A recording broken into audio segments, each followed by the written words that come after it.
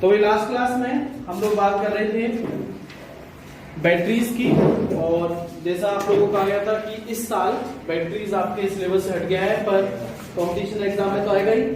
और कईयों ने मुझसे वादा किया था, हाँ सर सही कह रहे हो, हम लोग क्लास लेके आएंगे, पर आज आए नहीं है। असफल गया। चलो कोई बात नहीं। हाँ जी, हम लोग प्राइमरी सेल कर रहे थे। प्राइमरी सेल में एक हमने लेग्रांजे ड्राई सेल कर लिया था। दूसरा सेल हम लोग करने जा रहे हैं मर्क्यूरी सेल, जिसे बोलते हैं बटन सेल। बटन सेल इसीलिए क्योंकि ये साइज में या दिखने में बटन के जैसा होता है। एक मिनिएचर सेल है। मिनिएचर का मतलब जो एवरेज सेल से भी साइज में क्या हो, छोटा। तो यहाँ इसे बटन सेल कहा जाता है। और मर्क्यूरी सेल इसलिए क्योंकि यहाँ पर जो आपका इलेक्ट्रोलाइट है वो HgO और KOH का जो है मिक्सचर, एक पेस्ट होता है, मॉइस्ट पेस्ट। तो यहाँ आप लोगों ने देखा होगा ये सेल रिस्ट वॉच, घड़ी अगर आप में से कुछ पहनते हैं तो अभी उसे तोड़ के दिखा सकते हैं। अगर आप नहीं खुल के तोड़ देंगे ना हम, तो जल्दी तोड़ निकाल इसको। लड़कियों की उंगली का नाखून का छोटी उंगली का लंबा नाखून पता नहीं वो तो अंगूठे का होता है। अरे इसका तो अंगूठे में पड़ा है। तो भाई बहुत बड़ा सेल जो है हमारे सामने आया है। पता नहीं आप लोगों को कैमरे में दिखाई देगा या नहीं, दिखाई देगा। वो उंगली चलो इतना छोटा है कि उंगली जो है छुप गई है। तो इसको देखना क्या कैसे। हाँ जी, तो ये बटन सेल जो है जिंक कंटेनर का बना होता है, एकदम चमकीला होता है, पूरा का पूरा बाहर से जिंक की इसमें प्लेटिंग होती है। जिंक जो है आपका बाहर जो सरफेस है वो किसकी तरह काम करता है, एनोड। पिछले सेल में भी हमने देखा था कि जिंक एनोड था, और एनोड पे हमेशा क्या होता है, ऑक्सीडेशन। मतलब यहाँ ये जो Zn है ये किस में कन्वर्ट होगा, Zn+2 के अंदर कन्वर्ट होगा। ठीक है जी, 2 इलेक्ट्रॉन्स को लूज करने के बाद में।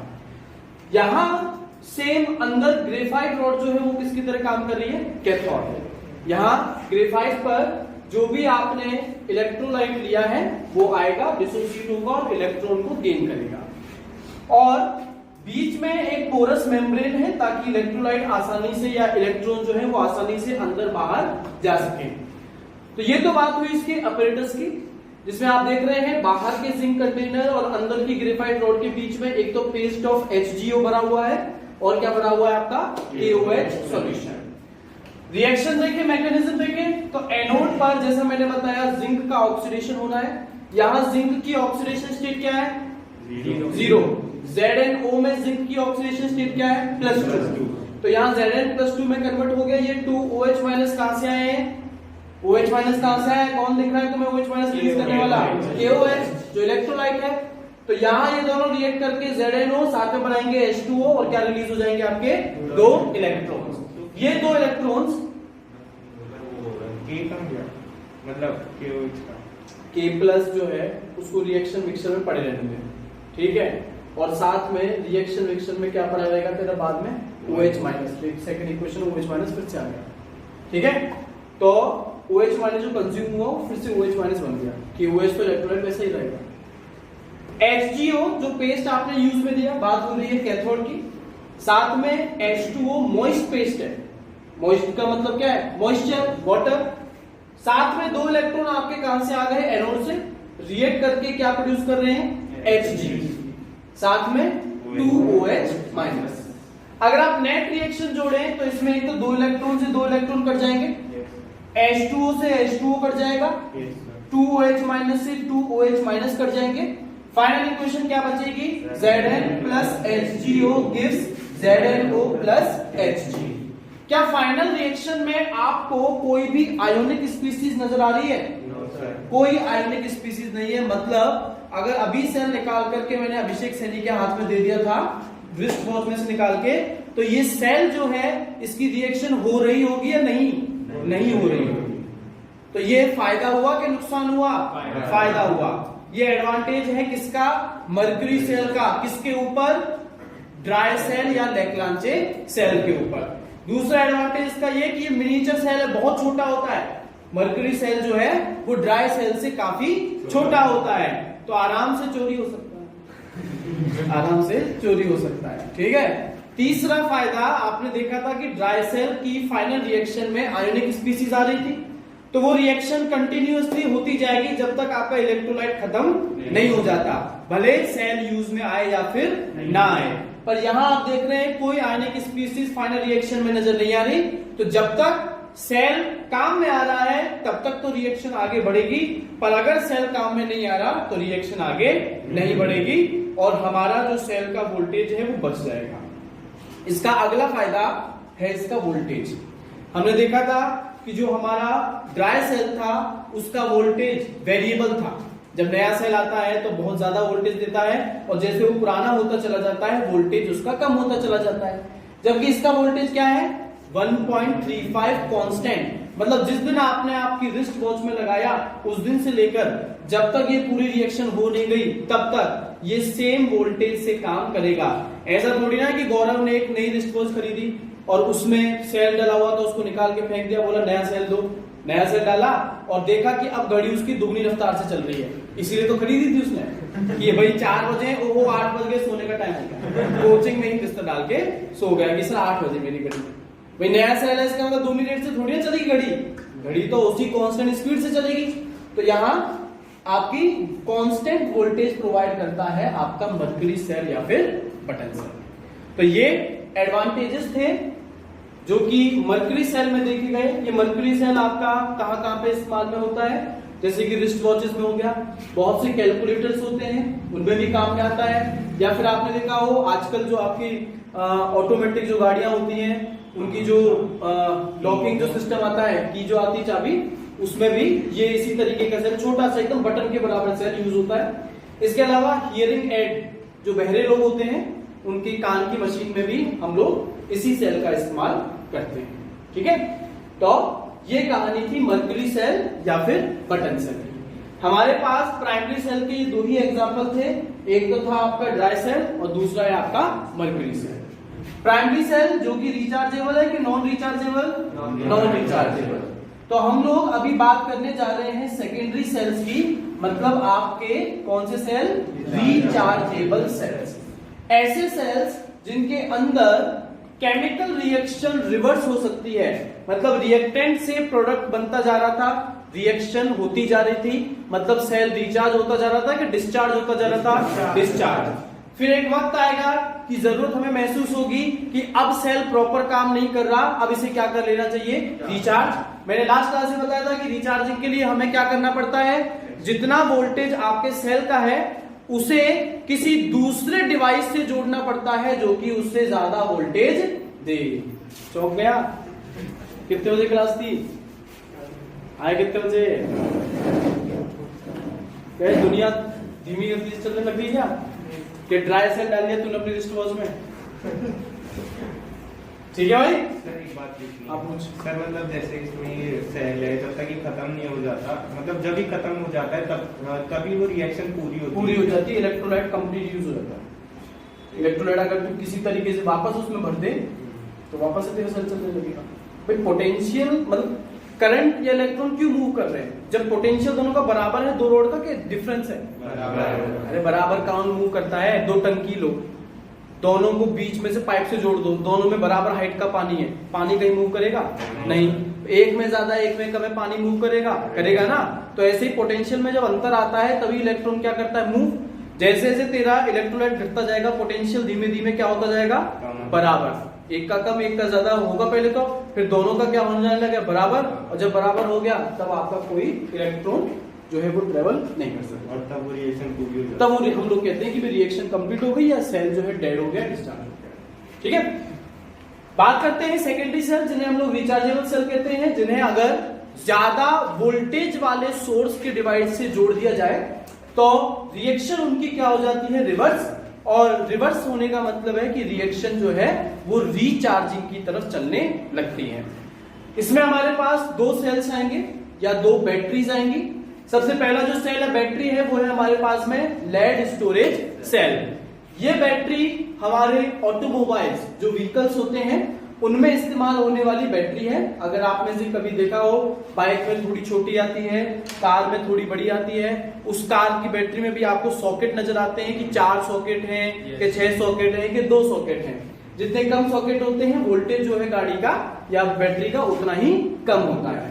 बैटरी का काम मैंने आपको बताया था कि व्हीकल्स के अंदर क्या काम है, सिर्फ एक बार इंजन को स्टार्ट करना। उसके बाद बैटरी सिर्फ कहाँ काम आती है, जो आपकी हेडलाइट है उसे जलाए रखने में, या म्यूजिक सिस्टम चल रहा है उसे चलाए रखने में, ब्लूटूथ ऑन है वो हो गया आपका। तो बस यहां पर काम आता है क्या, आपकी बैटरी। ये सारी चीजें कार को बिना स्टार्ट हुई भी हो चलती है क्या, हेडलाइट नो सर, बिना कार को ऑन करे हेडलाइट ऑन हो जाती है बाइक की कहना मैं कार की बात कर रहा हूँ। बाइक जो पुराना मॉडल है जैसे BS4 वगैरह जो है उनमें नहीं होती, BS6 में तो होती है।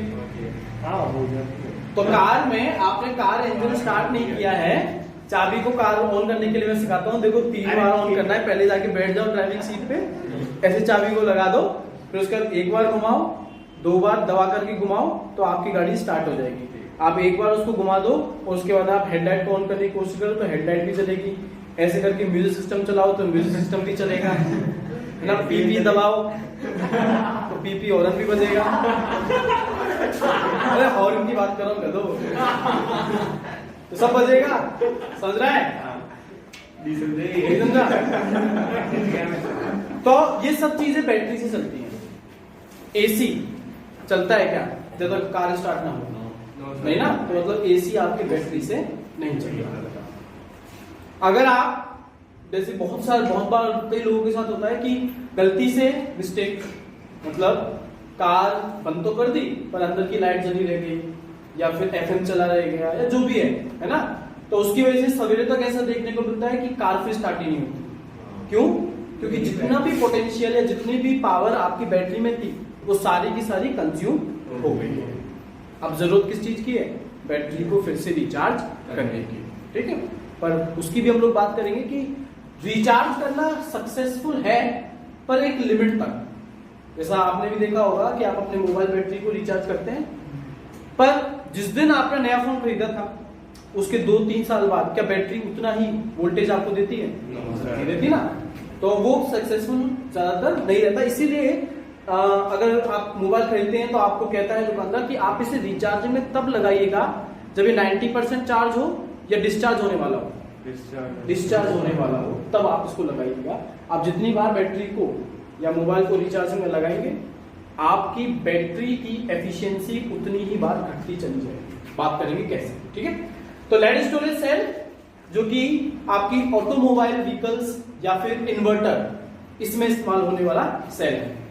कंस्ट्रक्शन की बात करें तो इसके अंदर हम लोग कैथोड और एनोड, आप देखेंगे कैथोड किसका बना है, लेड का। एनोड भी किसका बना है, लेड का। अंतर इतना है एनोड जो है उसके अंदर क्या भरा गया है, स्पॉन्जी लेड। लेड है पर पोरस, स्पंज के जैसा। यहां लेड में जो भरा गया है वो क्या है, PbO2 सॉलिड एकदम, ठीक है। फिर आपने 2 अलग अलग कैथोड एनोड ली और उसमें भी आपको देखो नजर आ रहे होंगे क्या, सेल। जैसे मैंने यहाँ पे कितने सेल की बैटरी ली है, टोटल 6 सेल की बैटरी मैंने ली है। हर सेल का वोल्टेज जो है वो होता है 2 वोल्ट। इसका मतलब जो बैटरी हमने बनाई है कितना वोल्टेज देगी, ये 12 वोल्ट का वोल्टेज हमें देगी, जो कि सफिशिएंट है, मोर देन सफिशिएंट है आपकी व्हीकल्स के लिए। यहां हम लोग इलेक्ट्रोलाइट क्या ले रहे हैं, डाइल्यूट H2SO4। फिर से मैं आपको गंगा जल पे ले जाना चाहूंगा। आंख दिखाता है, ठीक है। उसमें जो आंख दिखाता है उसको एसिड से जला देते हैं, और वो एसिड कहाँ खरीद के थोड़ी ना लाते हैं, कहां से लाते हैं, गाड़ी से, है ना। तो गाड़ी वही आपके कई काम आती है, देखो ये बहुत काम आती है। तो इसमें डाइल्यूट H2SO4 क्या है, इलेक्ट्रोलाइट कितना परसेंट बाय मास है, 38% बाय मास। जिसका मतलब क्या है कि अगर 100 ग्राम सॉल्यूशन आपने तैयार किया होगा तो 38 ग्राम तो आपने क्या लिया होगा, H2SO4। बाकी का बचा हुआ कितना बचा, 62 ग्राम क्या डाला होगा आपने, H2। तो ये आपने तैयार कर दिया और इसको आपने डुबो दिया। अब अगर इसकी बात करें मैकेनिज्म की, मैकेनिज्म ऑफ डिस्चार्जिंग की मैकेनिज्म, एनोड आपका पीवी इसी का बना हुआ है, ठीक है, जिसमें आपने क्या बनाया है पीवी, ठीक है। यहां आपने क्या बनाया पीवी में पीबीओ। तो जब कैथोड की बात करोगे तो आपको रिएक्शन पीबीओ की दिखानी है, एनोड की बात करोगे तो रिएक्शन किसकी दिखानी है, दोनों जगह पीबी है तो आपको पीबी की दिखानी है। अब भाई हमें पता है कि सर एनोड पे ऑक्सीडेशन होता है, तो जैसे जिंक का ऑक्सीडेशन हो रहा था तो Zn किस में कन्वर्ट हो रहा था Zn+2, पीबी का ऑक्सीडेशन होगा तो पीबी भी किस में कन्वर्ट होगा +2। आपका सेल कब काम करेगा, जब आयंस या इलेक्ट्रोलाइट एक्वस स्टेट में हो, लिक्विड स्टेट में हो, या सब कुछ सॉलिडिफाई हो जाए एक्वस। रिएक्शन होने के लिए इलेक्ट्रॉन्स का आदान प्रदान करने के लिए मीडियम कैसा होना चाहिए, एक्वस होना चाहिए। सॉलिड तो हमारे किसी काम का ही नहीं है। अब तुम क्या करो, तुम सॉलिड H2SO4 ले लो और उसमें सॉलिड रॉड डाल के छोड़ दो तो कोई रिएक्शन नहीं होगी, कोई वोल्टेज डेवलप नहीं होगा। तो जहां सॉलिड आएगा वो हमारे काम का नहीं होगा, मतलब काम खराब हो गया। पीवी किस स्टेट में, सॉलिड, इलेक्ट्रॉन को लूज करके क्या बना Pb+2 एक्वस। वाह सर ये तो अच्छा हुआ, अच्छा नहीं हुआ, क्यों, क्योंकि तुम्हारी रॉड घिस गई क्या भाई, रॉड पीबी की तो बनी थी, रॉड पीबी सॉलिड था, पर अब वो पीबी सॉलिड नहीं रहा। जैसे हमने सबसे पहले इलेक्ट्रोकेमिकल सेल में देखा था कि Zn जो रॉड था वो Zn+2 में कन्वर्ट हो गया था, ऐसे ही पीवी किस में कन्वर्ट हो गया Pb+2 में, दो इलेक्ट्रॉन्स को लूज करके। ये Pb+2 यहां से आया, SO4 - 2 कहां से आया, H2SO4 से। इलेक्ट्रोलाइट है, जरूर H+ और SO4 - 2 में टूट गया होगा। तो ये एक्वस और ये भी एक्वस दोनों मिलके क्या बना रहे हैं, सॉलिड PbSO4। अगर ये सॉलिड बनता गया तो मतलब इलेक्ट्रोलाइट घटता जा रहा है, क्यों, क्योंकि सर क्या कंज्यूम हो रहा है SO4 - 2। ये SO4 - 2 कहां से आया है, H2SO4 से। सर SO4 - 2 के कम होने का या कंज्यूम होने का मतलब है H2SO4 का कंज्यूम होना। और सर अगर इलेक्ट्रोलाइट घट गया तो सीधी सी बात है रिएक्शन पर असर तो पड़ेगा ही, ठीक है। तो आपका सॉलिड क्या बन गया PbSO4, ये सॉलिड जम जाता है, ये सॉलिड जम जाता है। नई बैटरी अगर आप देखेंगे तो उसमें आप देखेंगे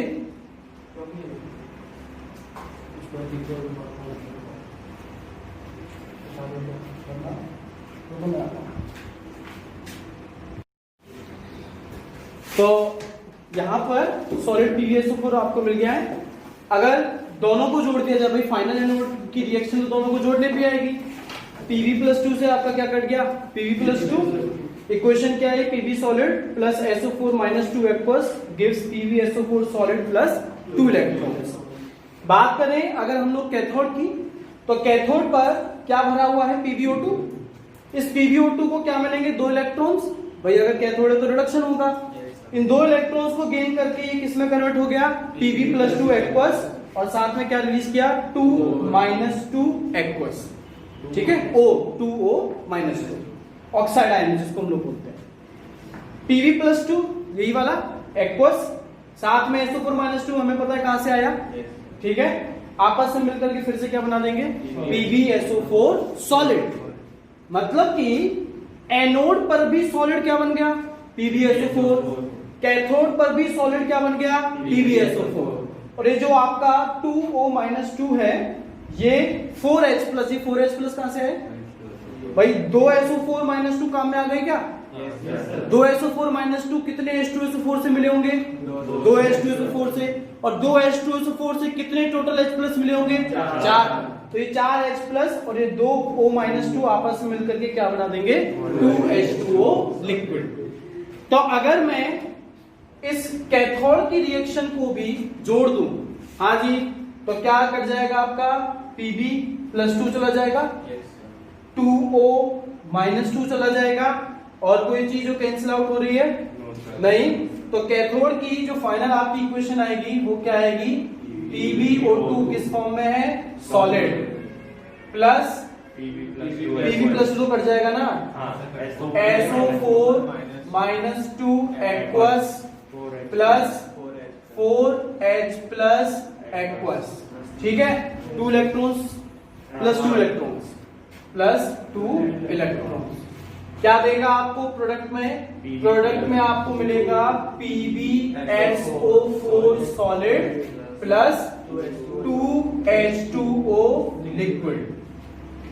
बस ठीक है। तो आपके पास में ये फाइनल इक्वेशन आ गई, कौन सी? कैथोड की। अब टोटल सेल की अगर मेरे को क्या लिखनी है रिएक्शन, तो इस रिएक्शन को और इस रिएक्शन को क्या करना पड़ेगा? जोड़ना पड़ेगा। जोड़ने का मतलब यहां लेफ्ट में क्या क्या है? Pb solid plus SO4 minus 2 aqueous plus PbO2 solid plus SO4 minus 2 aqueous plus 4H plus aqueous. 2 electron से 2 इलेक्ट्रॉन कर जाएंगे। गिव्स प्रोडक्ट में क्या क्या मिलेगा? यहां आपको मिल रहा था PbSO4 सॉलिड प्लस यहां फिर से मिल रहा है PbSO4 solid plus 2H2O liquid. अब एक SO4 माइनस 2 दूसरा SO4 माइनस 2 कितने बन जाएंगे? 2। तो यहां से अगर मैं इस एक को हटा दूं और यहां पर 2 लगा दूं तो कोई गलती नहीं करूंगा। 4H प्लस और 2SO4 माइनस 2 मिलके क्या बनाएंगे? कितने? 2H2SO4। तो इसका मतलब सर अगर मैं इसे भी हटा दूं और यहां 2H2SO4 एक्वस लिख दूं तो कोई गलती नहीं होगी। अलग अलग बुक्स में तुम्हें ऐसे अलग अलग लिखा हुआ मिलेगा। यहां कितने PbSO4 है? टोटल 2 हो गए। तो इस एक को हटा करके मैं यहां पर क्या लिख दूं? 2 लिख दिया। सॉलिड था, इलेक्ट्रोलाइट क्या था? एक्वस। प्रोडक्ट में PbSO4 सॉलिड। तो जैसे जैसे रिएक्शन आगे बढ़ती जाएगी H2SO4 की मात्रा बढ़ती जाएगी कि घटती जाएगी? घटती जाएगी।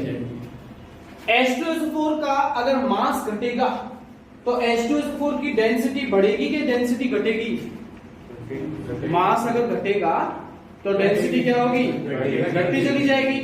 जब ये डेंसिटी H2SO4 की 1.2 ग्राम पर ml इससे भी क्या हो जाती है? कम, तब जरूरत पड़ती है बैटरी को क्या करने की? रिचार्ज करने की। ठीक है भाई, बात समझ में आया सब लोगों को? पक्की बात है।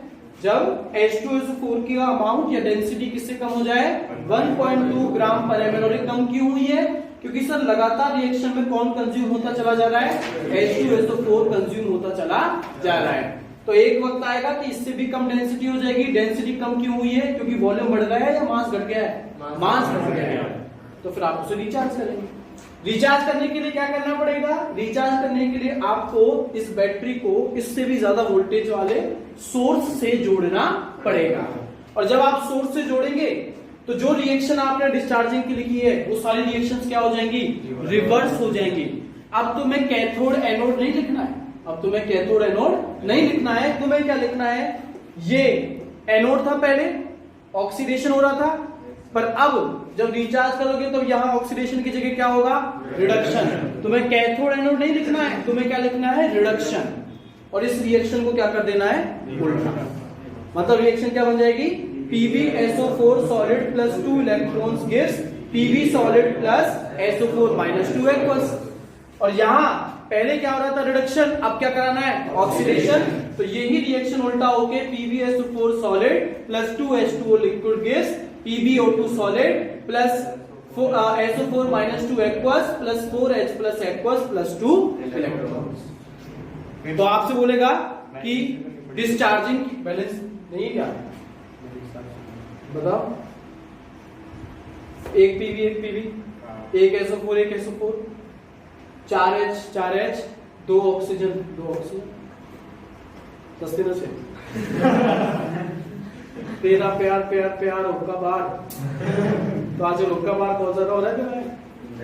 हुक्का बार इक्वल टू प्यार। पहले प्यार प्यार प्यार फिर मार मार मार। कितने गाने बने तेरे पे यार? बन गया। शकरकंद की हो गई कलाई सगाई। ठीक है। कौन सा गाने? मैं पहली बार सुन रहा हूँ। अरे कुछ ऐसा ही था। करेले की हो गई सगाई, शकरकंद नाचन को चली आई। तो ये सर करेला है, ये शकरकंद नाचन को चली आई ना, तो करेला है। ठीक है भाई। तो आपसे क्वेश्चन आता है कि इसके डिस्चार्जिंग की रिएक्शन लिखी है, रिचार्जिंग की, आपको कोई प्रॉब्लम नहीं है, आपको याद डिस्चार्जिंग की कर लो, रिचार्जिंग में उल्टा करते जाना। बस रिचार्ज में क्या ध्यान रखना है, हमें कैथोड एनोड नहीं लिख के क्या लिखना है, रिडक्शन और ऑक्सीडेशन। यहाँ जो एनोड था ऑक्सीडेशन हो रहा था, वहां आप उसको क्या लिखेंगे, रिडक्शन। यहाँ कैथोड था रिडक्शन हो रहा था, वहां आप क्या लिखेंगे उसे, ऑक्सीडेशन। ठीक है।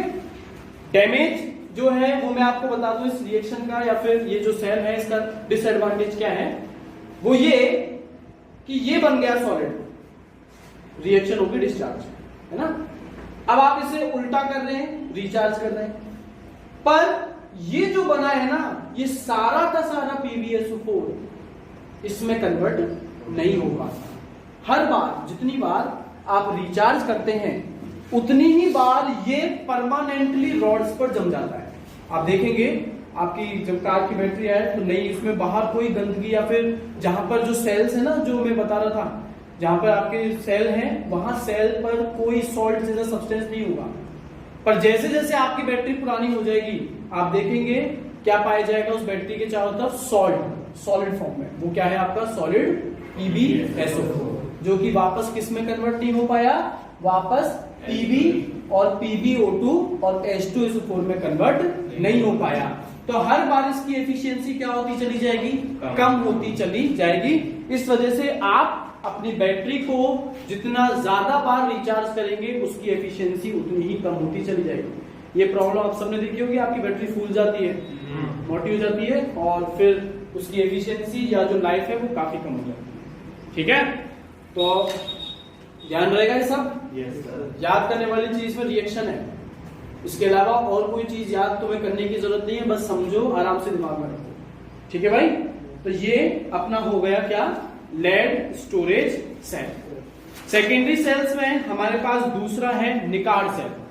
निकार्ड सेल जिसका डायग्राम बहुत कॉम्प्लिकेटेड है और आपसे डायग्राम पूछा नहीं जाता किसी भी एग्जाम में, क्योंकि आपकी खुद एनसीईआरटी में इसका डायग्राम मेंशन नहीं है और आप लोगों को डायग्राम जो है उसे पढ़ने की भी जरूरत नहीं है।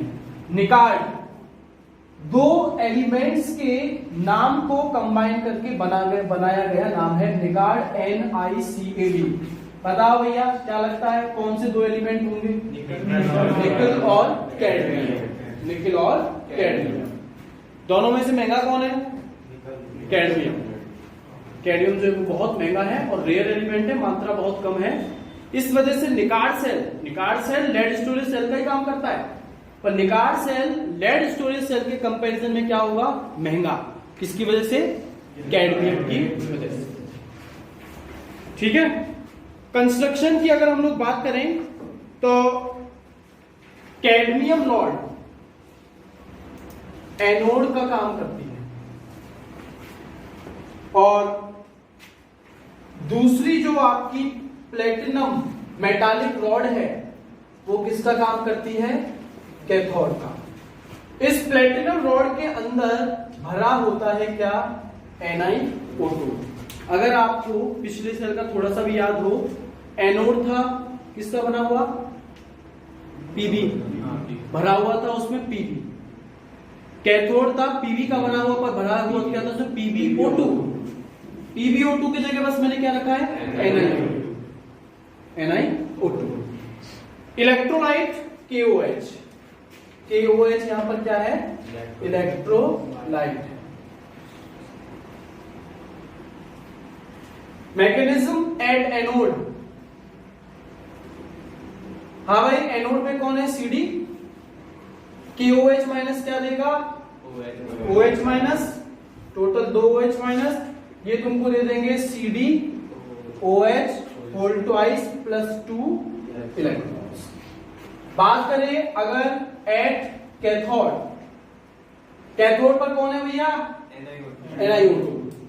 तो ये जो आपका NiO2 साथ में मॉइस्ट पेस्ट है तो 2H2O और क्या मिल जाएंगे इसे, 2 इलेक्ट्रॉन्स। ये तुमको बना करके दे देगा NiOH होल ट्वाइस प्लस कितने OH माइनस है, तो यहाँ भी 2OH माइनस। फाइनल रिएक्शन में क्या क्या कैंसिल आउट हो जाएगा? 2 electron 2OH minus cancel out हो जाएंगे। तो आपकी जो फाइनल रिएक्शन आएगी वो बन जाएगी CD plus NiO2 plus 2H2O। क्या देगा आपको? CdOH whole twice plus NiOH whole twice. तो ये रिएक्शन हो गई इसकी डिस्चार्जिंग की। और अगर रिचार्जिंग की रिएक्शन पूछी जाती है तो बस इन्हीं रिएक्शन को क्या कर दीजिएगा? रिवर्स। बस क्या नहीं लिखेंगे? एनोड ना लिख करके क्या लिखेंगे? वहां रिडक्शन। कैथोड ना लिख करके क्या लिखेंगे? वहां ऑक्सीडेशन। वोल्टेज कांस्टेंट है 1.42, पर क्योंकि महंगा है तो हम लोग इसका इस्तेमाल जो है वो अवॉइड करते हैं। इस्तेमाल सेम जो आपने किसका देखा? लेड स्टोरेज सेल का, चाहे व्हीकल में इस्तेमाल कीजिए या फिर आप इसका इस्तेमाल कीजिए इन्वर्टर के अंदर, ठीक है। और महंगा है इसलिए इसका यूज हमारे पास कोई खास है नहीं, ठीक है सर। तो ये आपके बैटरीज में प्राइमरी और सेकेंडरी बैटरीज जो है वो हो गई। हम लोग एक स्पेशल टाइप का सेल अभी करने जा रहे हैं जिसका नाम है फ्यूल सेल। क्या नाम है? Fuel cell. हाँ भाई, फ्यूल क्या होता है? अब जो नॉर्मल बंदे हैं वो बोलते हैं फ्यूल को तेल। कहां जा रहा है? गाड़ी में तेल भरवाने। नारियल का, सरसों का, रिफाइंड, कौन सा तेल। जो बंदे पबजी खेलते हैं वो कहते हैं गैस कैन, कहते हैं गैस कैन। उठा ले 2 उठा ले, ठीक है। तो वो गैस कैन बोलते हैं। फ्यूल क्या है? कौन बताएगा तुम में से? ईंधन। हिंदी मतलब हुआ। डेफिनेशन क्या है फ्यूल की? जैसे मैं डेफिनेशन क्यों पूछ रहा हूं, इसके लिए कुछ क्वेश्चन करता हूं। जैसे हम लोग खाना खाते हैं, खाने का मतलब केमिकली क्या? Chemical energy. एनर्जी तो फिजिक्स का टॉपिक हो ना। केमिस्ट्री में क्या खाने का मतलब क्या है? जो तुम खाते हो ग्लूकोज C6H12O6, क्या वो तुम्हारे लिए फ्यूल है? तो मैं वही फ्यूल का मतलब पूछ रहा हूँ। फ्यूल का मतलब डेफिनेशन क्या है? एनीथिंग जिससे एनर्जी मिले, ठीक है, जिससे एनर्जी मिले, ये आधी डेफिनेशन है। कोई भी चीज जिसका कंबशन मतलब जलने पर, कंबशन के लिए कौन सी गैस की रिक्वायरमेंट मस्ट है? O2। मतलब कि कोई भी चीज जो O2 ऑक्सीजन के साथ में रिएक्ट करने के बाद प्रोड्यूस करती है heat and energy, heat and energy, उसे हम लोग क्या बोलते हैं? फ्यूल बोलते हैं। अब वो अलग अलग लोगों के लिए अलग अलग चीजें हैं, या अलग डिवाइसेस के लिए, जैसे हमने बाइक या फिर अपने 4 व्हीलर की बात करें तो डीजल पेट्रोल उनके लिए फ्यूल है, या फिर CNG LPG पर चलते हैं वो फ्यूल हो गया। घर में हमारे गैस सिलेंडर आ रहा है, नेचुरल गैस, वो फ्यूल हो गई। हमारे लिए फ्यूल हो गया क्या? जो हमने ग्लूकोज लिया वो फ्यूल हो गया। तो ऐसे फ्यूल कोई भी सब्सटेंस है जो कंबशन पर हमें हीट एंड एनर्जी प्रोवाइड करता है। फ्यूल सेल एक ऐसा सेल है जो कि फ्यूल के कंबशन से फ्यूल की एनर्जी को इलेक्ट्रिकल एनर्जी में कन्वर्ट कर देगा। उसे हम लोग क्या बोलते हैं? Fuel cell. फ्यूल सेल कई हो सकते हैं, पर हमारे सिलेबस में जो है वो है आपके पास में H2O2 सेल। कौन सा सेल है? H2O2 सेल, ठीक है। सेल का मैं एक बार डायग्राम बना देता हूं, फिर इसकी बात करते हैं। तो फ्यूल सेल, H2O2 सेल या बेकन सेल हम लोग इसे कहते हैं। ये सेल जो है H2 और O2 इन दोनों पर काम करता है। जैसा मैंने तुम्हें अब तक समझाया, कोई बताएगा यहां O2 और H2 में से फ्यूल कौन है? H2। क्योंकि सर आपने कहा था कि फ्यूल का कंबशन होता है, मतलब फ्यूल किससे रिएक्ट करता है? O2 के साथ। तो सर इसका मतलब H2 यहां पर तो फ्यूल हुआ। O2 को आप कह सकते हैं ऑक्सीडाइजर। क्या कह सकते हैं? ऑक्सीडाइजर, जो फ्यूल का कंबशन करेगा या फ्यूल को ऑक्सीडाइज करेगा। यहां एक चैम्बर से H2 गैस कंटिन्यूअसली पास करते हैं, दूसरे चैम्बर से O2 गैस कंटिन्यूअसली पास करते हैं। बीच में 2 पोरस इलेक्ट्रोड्स होते हैं जिनमें छोटे छोटे छेद होते हैं, और इन दोनों के बीच में भरा होता है आपका इलेक्ट्रोलाइट। तो कंटिन्यूअसली H2 और O2 आपस में क्या करते हैं? रिएक्ट करते हैं। किस तरीके से? एनोड पर H2 माइनस, ये OH माइनस कहां से आया? आपने जो KOH या NaOH इलेक्ट्रोलाइट डाला होगा वहां से रिएक्ट करके ये बना देता है कि आपका 2H2O plus 2 electrons, plus 2 electrons. ठीक है। दूसरी तरफ कैथोड पर half O2 plus H2O plus 2 electrons क्या देगा आपको? 2OH minus. दोनों को ऐड कर दो, 2OH minus 2OH minus cut जाएंगे, H2O आपका बैलेंस नहीं है इक्वेशन में।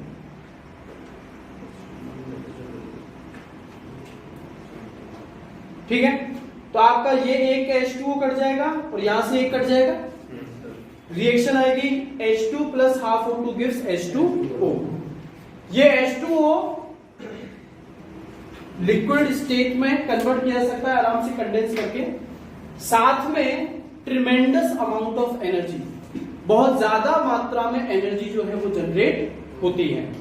इस एनर्जी को कैथोड एनोड जो है वो कन्वर्ट कर देती है इलेक्ट्रिसिटी के अंदर, इलेक्ट्रिक करंट के अंदर, और इस्तेमाल कर लिया जाता है इसका।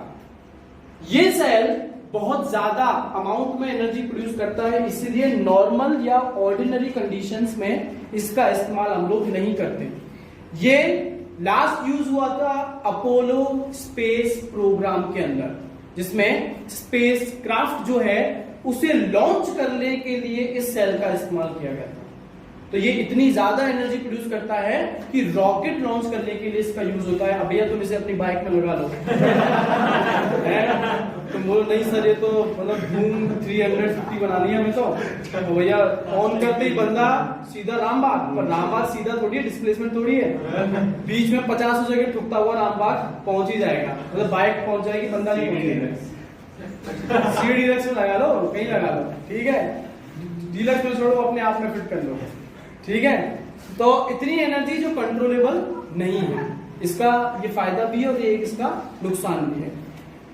फायदे पर इसके ज्यादा हैं। पहला सबसे बड़ा फायदा तो ये कि यहां जो भी प्रोडक्ट बन रहा है, जो भी क्या सर H2O ही तो बन रहा है, इसका कोई नुकसान है क्या? उल्टा हमें पानी की क्या है जरूरत है। तो अपोलो स्पेस प्रोग्राम में ये जो H2O वैसे गैसीय स्टेट में मिलता है, पर इसे हम लोग लिक्विफाई कर लेते हैं। इसका इस्तेमाल जो एस्ट्रोनॉट्स थे उन्होंने पीने के लिए किया था। रात में शीशे से शीशा टकरा है, उसके लिए पानी की जरूरत थी, तो उन्होंने बोला कि अरे सेल चालू कर दो, सेल चालू कर दो, पानी अभी भर के लाता हूं ठीक है, तो उसमें इसका इस्तेमाल किया। एफिशिएंसी बहुत ज्यादा है। एफिशिएंसी ज्यादा होने का मतलब यह है कि कम अमाउंट में फ्यूल खर्च करके आप ज्यादा से ज्यादा एनर्जी को क्या कर सकते हैं, गेन कर सकते हैं। हाईली एफिशिएंट हुआ, ट्रेमेंडस अमाउंट ऑफ एनर्जी कर रहा है, इको फ्रेंडली है, किसी तरीके का कोई ऐसा प्रोडक्ट रिलीज नहीं हो रहा जो कि हमारे एनवायरनमेंट को नुकसान पहुंचाए। ठीक है।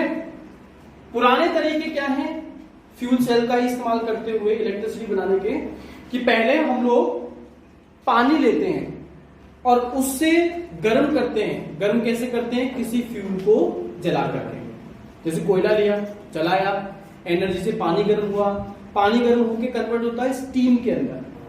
स्टीम जो कि गैसियस स्टेट है वाटर की, जिसमें प्रेशर बहुत कम होता है कि बहुत ज्यादा प्रेशर होता है स्टीम के पास, बहुत कम। कभी प्रेशर कुकर के ऊपर से जो निकलती रहती है ना गैस, उस पर हाथ रख के देखना, फील हो जाएगा प्रेशर कम है कि ज्यादा, बहुत ज्यादा प्रेशर होता है। जब इस प्रेशर से स्टीम को टरबाइन, टरबाइन जानते हो, टरबाइन के ऊपर डाला जाता है तो टरबाइन क्या करने लग जाती है, रोटेट। आपने जनरेटर का अगर वर्किंग प्रिंसिपल पढ़ा हो तो वहां भी आप कॉइल को रोटेट करते हैं। अब रोटेशन के लिए आपको मोटर की जरूरत पड़ती है, पर अगर वो मोटर की जगह हम लोग टरबाइन का इस्तेमाल करें, टरबाइन रोटेट तो कर ही रही है, टरबाइन से आप कॉइल को जोड़ दो, कॉइल रोटेट करेगा, और जब कॉइल परपेंडिकुलरली मैग्नेटिक फील्ड में रोटेट करता है तो जैसा हमें पता है क्या जनरेट होती है, इलेक्ट्रिसिटी जनरेट होती है जनरेटर के थ्रू या डायनेमो के थ्रू। नहीं आइडिया लग रहा हो तो स्वदेश मूवी अगर देखी हो तो उसके लास्ट में एंड में किस तरीके से एसआर के इलेक्ट्रिसिटी पैदा करता है आप लोग समझ जाएंगे। तो ये पुराना तरीका है। नया तरीका क्या है? Fuel cell. अरे घर में पानी खत्म हो गया, फ्यूल सेल चालू करते हैं। तो यहां हम लोग इस तरीके से फ्यूल सेल के फायदे जो है वो देख सकते हैं। तो ये भाई, अच्छा एक और चीज, कंट्रोलेबल नहीं है ये इसकी रिएक्शन, मतलब जब तक H2O2 खत्म नहीं हो जाते तब तक रिएक्शन जो है वो होती ही चली जाएगी। ठीक है, तो ये आपका टॉपिक जो था बैटरी, ये वो टॉपिक आपका हो गया है। नेक्स्ट टॉपिक जो हम लोग करने जा रहे हैं ये आपके सिलेबस में है, और ये टॉपिक है कोरोजन। टॉपिक क्या है? कोरोजन। तो हमारे पास जो नेक्स्ट हेडिंग में करने के लिए जो आपके सिलेबस के अंदर है वो है कोरोजन। पहले बात करें कोरोजन क्या है। कोरोजन हमारे लिए अब तक जो हम लोग समझते हैं वो रस्टिंग ऑफ आयरन को बोलते हैं। Answer rusting of iron corrosion होता है, पर रस्टिंग ऑफ आयरन तो क्या है, एग्जाम्पल है कोरोजन का। कोरोजन का मतलब होता है जब किसी मेटालिक सरफेस पर, किसी मेटल की सरफेस पर एटमॉस्फेरिक गैसेस, एटमॉस्फेयर से आई हुई किसी गैस, चाहे वो ऑक्सीजन हो चाहे वो CO2 हो, इनका अटैक होता है, या एसिड का अटैक हो, या किसी बेस का अटैक हो, ठीक है, या फिर अटैक होता है मॉइस्चर का। तो जो मेटालिक सरफेस है वो इनके साथ में रिएक्ट करके किसी अनवांटेड सब्सटेंस के अंदर कन्वर्ट हो जाता है। हम नहीं चाहते कि वो सब्सटेंस बने, हम तो चाहते हैं कि मेटल की सरफेस जैसा मेटल है वैसा ही रहे हमेशा, हमारे तो काम में तभी आएगा। पर अगर वो किसी ऐसे सब्सटेंस में कन्वर्ट हो जाए जो हम लोग नहीं चाहते, तो इसी प्रोसेस को हम लोग क्या बोल देते हैं, कोरोजन। ये अनवांटेड सब्सटेंस जनरली ऑक्साइड्स होते हैं या कार्बोनेट्स होते हैं। ठीक है, जैसे आयरन, लोहा, अगर वो मॉइस्चर मतलब वाटर और एयर मतलब ऑक्सीजन के कांटेक्ट में लंबे समय तक रह जाए तो ये एक अनवांटेड सब्सटेंस, एक ब्राउन कलर का पाउडर होता है जिसको क्या बोलते हैं हम लोग, रस्ट, इसमें कन्वर्ट हो जाता है। इसी तरीके से जो सिल्वर Ag के जो आर्टिकल्स होते हैं ये समय के साथ साथ काले पड़ जाते हैं। क्यों? क्योंकि एयर से H2S हाइड्रोजन सल्फाइड नाम की गैस Ag के साथ रिएक्ट करके उस Ag को कन्वर्ट कर देती है Ag2S सिल्वर सल्फाइड, जो ब्लैक कलर का होता है। इसी तरीके से कॉपर के जो बर्तन होते हैं वो लंबे समय के बाद में उन पर एक ग्रीन कलर की कोटिंग आ जाती है। हम लोग सोचते हैं कि ये काई है, काई समझते हैं ना लोग, हाँ LV है ना, पर ऐसा नहीं है। लंबे समय तक कॉपर के साथ अगर वाटर, ऑक्सीजन और CO2 ये कंटिन्यूसली रिएक्ट करें तो ये कन्वर्ट कर देते हैं उसे कॉपर कार्बोनेट और कॉपर हाइड्रोक्साइड के अंदर, जो कि कलर में कैसा होता है, ग्रीन। फिर हमारी मम्मी वगैरह इसी बर्तन को जब नींबू से साफ कर देती है तो वो एकदम चमक जाता है। वो इसीलिए क्योंकि नींबू में क्या होता है, acid. Carbonate, copper carbonate, copper hydroxide दोनों ही नेचर में बेसिक होते हैं, तो नींबू मतलब एसिड के जैसे कांटेक्ट में आते हैं, न्यूट्रलाइजेशन रिएक्शन हो जाती है और ये साफ हो जाता है। ठीक है, तो ये तो था कोरोजन। कोरोजन का एक example rusting of iron detail में हमारे सिलेबस में दे रखा है समझाने के लिए कि कोरोजन एक इलेक्ट्रोकेमिकल प्रोसेस है। इलेक्ट्रोकेमिकल प्रोसेस का मतलब रिडक्शन और ऑक्सीडेशन दोनों होते हैं। इसके अलावा पोटेंशियल या पोटेंशियल डिफरेंस जो है वो भी देखा जाता है, मतलब एक कैथोड की तरह काम करता है, एक एनोड की तरह काम करता है। जो कैथोड है उसका रिडक्शन पोटेंशियल ज्यादा होता है, जो एनोड है उसका रिडक्शन पोटेंशियल कम होता है। दोनों के रिडक्शन पोटेंशियल को कैलकुलेट किया जाए एक साथ तो कैथोड में से किसको माइनस कर देते हैं, एनोड को। तो ऐसा भी जरूर इसके अंदर होता होगा। चलिए बात करते हैं कैसे, रस्टिंग ऑफ आयरन की। मैंने एक डायग्राम बनाया है जिसमें मैंने आयरन, ये लोहा था, इस लोहे के ऊपर पानी की बूंदें आकर के गिर गई, मतलब मॉइस्चर, और बाहर से एयर जो है वो मिलने लगी, मतलब कौन सी गैस, O2। उससे पहले क्या हुआ, जो वाटर है एनवायरमेंट में प्रेजेंट कौन सी गैस, CO2, दोनों आपस में रिएक्ट करके एसिड बनाते हैं H2CO3, जिसको कहते हैं कार्बोनिक एसिड। क्या कहते हैं, कार्बोनिक एसिड। आप इसे चाहे तो इसी फॉर्म में लिख लें या फिर समझ लें कि सर ये डिसोसिएट होकर क्या देगा, 2H प्लस और साथ में क्या देगा, CO3-2 कार्बोनेट आयन। ये जो आपका H प्लस है ये इस मीडियम को कैसा बना देगा, एसिडिक। कैसा बना देगा, एसिडिक।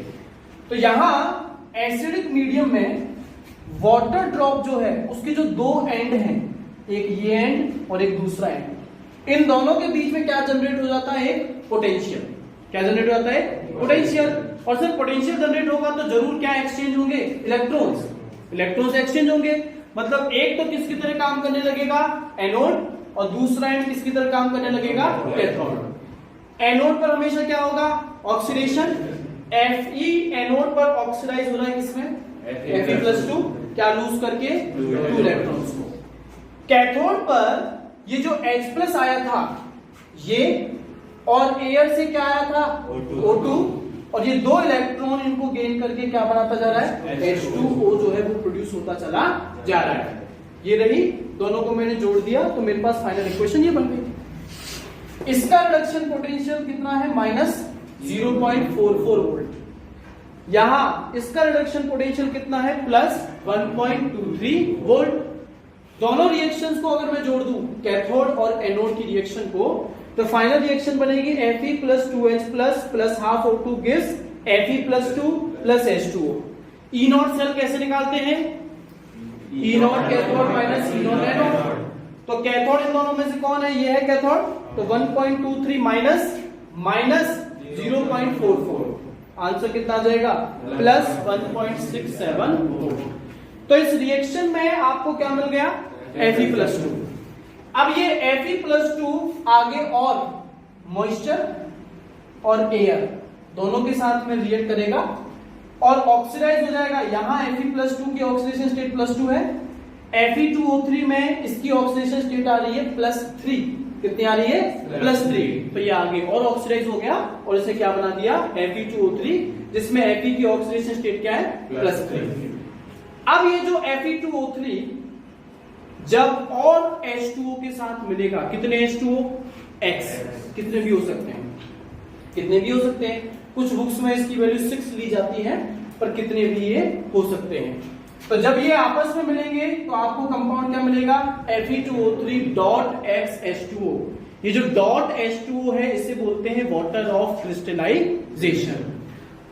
ये जो प्रोडक्ट है ब्राउन कलर का पाउडर होता है जिसे हम लोग क्या बोलते हैं, तो यहां मैंने डायग्राम के फॉर्म में वाटर ड्रॉप बनाई, बाहर से एयर मतलब ऑक्सीजन, H+ आया कार्बोनिक एसिड से, 2 इलेक्ट्रॉन कहां से आए, एनोड से, मिलके बना रहे हैं H2O।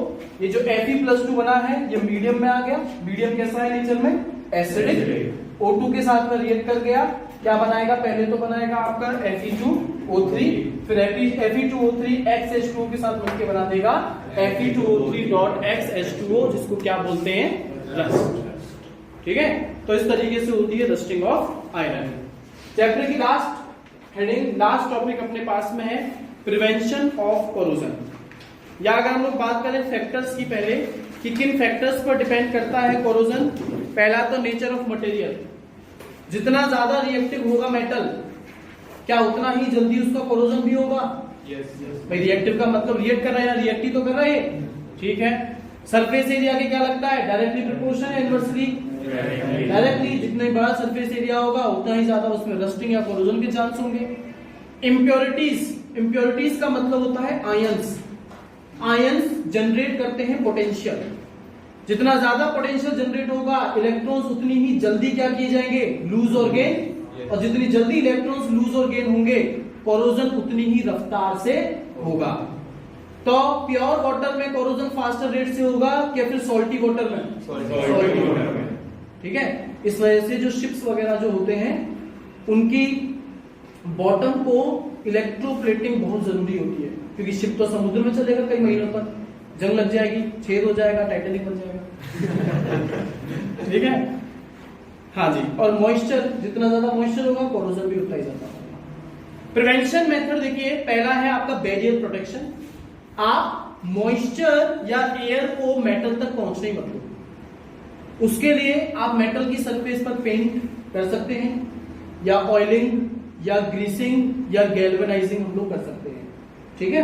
होता है ना भाई, कूलर वगैरह पुराने होते हैं तो उनके ऊपर अपन पेंट वगैरह कर देते हैं, ठीक। दूसरा है अपने पास में सैक्रिफिशियल प्रोटेक्शन, जिसमें आप एक मेटल को बचाने के लिए दूसरे मेटल की क्या दे देंगे, कुर्बानी। क्या दे देंगे, कुर्बानी दे देंगे। देखिए इसमें कैसे, आपका जैसे आयरन है, आयरन से कोई भी ज्यादा इलेक्ट्रोपॉजिटिव मेटल जैसे कि कौन है, जिंक, ठीक है। तो आप जब जिंक को आयरन के ऊपर लगा देंगे तो अब ज्यादा रिएक्टिव आयरन या जिंक? जिंक। तो आयरन और जिंक में से रिएक्ट कौन करेगा? आयरन नहीं करेगा। या रिएक्शन आपकी बन जाएगी Zn plus Fe+2 gives Zn+2 plus Fe। Fe+2 जंग लग रहा है, Fe जंग नहीं है, कौन है? Fe+2। तो यहां सर Fe+2 किस में कन्वर्ट हो गया? Fe में, ना कि Fe कन्वर्ट हुआ है Fe+2 में। तो आपने कुर्बानी दे दी किसकी? जिंक की। एक है आपके पास में कैथोडिक प्रोटेक्शन। Fe का ऑक्सीडेशन हो रहा है, क्यों? क्योंकि ये कैथोड की तरह काम कर रहा है कि एनोड? एनोड की तरह। और ये एनोड क्यों है? क्योंकि सर जो दूसरा है ना, उसका रिडक्शन पोटेंशियल इससे क्या है? ज्यादा। अगर मैं ये दूसरा ऐसा मेटल ले लूं जिसका रिडक्शन पोटेंशियल Fe से कम हो, तो अब Fe किसकी तरह काम करेगा? कैथोड की तरह। और कैथोड पर ऑक्सीडेशन नहीं होता।